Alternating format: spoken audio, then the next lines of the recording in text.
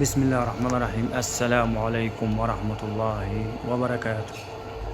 النادي الأهلي النهاردة طبعا كلنا شفنا واتفرجنا على المباراة. مفيش أي حاجة للأهلي طبعا، ما جاش. وقلنا الكلام ده قبل كده، وأنا نفسي قلت المدرب ده لا يصلح إن هو يدرب فرقة في آخر الجدول، مش أول منتصف الجدول.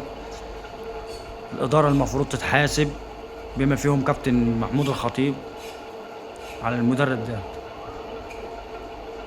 ما ينفعش فرقة بحجم النادي الأهلي يدربها مدرب زي ده. مش ممكن. انت جبت سكواد مرعب، انت جبت منتخب، انت دلوقتي معاك منتخب. اللعيبة النهارده مش عارفة تباصي باصتين على بعض. ده مدرب جاي ياكل عيش، زي ما قلت قبل كده، ده مدرب جاي ياكل عيش، واللي جايبه جاي بياكل عيش برضه. حتى لو الكابتن محمود الخطيب نفسه، والمفروض يتحاسب عليه. المفروض ان الكابتن محمود الخطيب يتحاسب عليه ويتحاسب على ان هو وافق على الكارثه دي تحصل. اللعيبه مش عارفه تباصي، اللعيبه مش عارفه تستلم، اللعيبه مش عارفه تعمل جمل، مفيش تكتيك، مفيش اي حاجه خالص.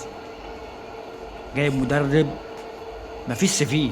مدرب اول مره يدرب. دي تاني فرقه يدربها. ده كان مدرب عام. ما دام انت هتجيب مدرب صغير كده، يبقى كان اولى عماد النحاس، وده ابن النادي وليه تجربه. يعني مسك 5 ماتشات او 6 ماتشات في اخر الدوري، عامل لك اداء ونتيجه وعامل لك كل حاجه. ما دام انت بقى الوقت كان ضيق، لا يبقى كملت بعماد النحاس. انا متاكد مليون في الميه ان عماد النحاس لو كان هو اللي كان متولي الاداره الفنيه في كاس العالم، كنا هنظهر بمستوى اكتر من كده، وكنا ممكن نصعد. انما اللي بيقدمه المدرب الموجود معانا دلوقتي، لا، ده ضحك. ووجوده جريمه. وجود المدرب ده تاني جريمه. ما ينفعش يستمر اكتر من كده. اللهم بلغت. اللهم اشهد.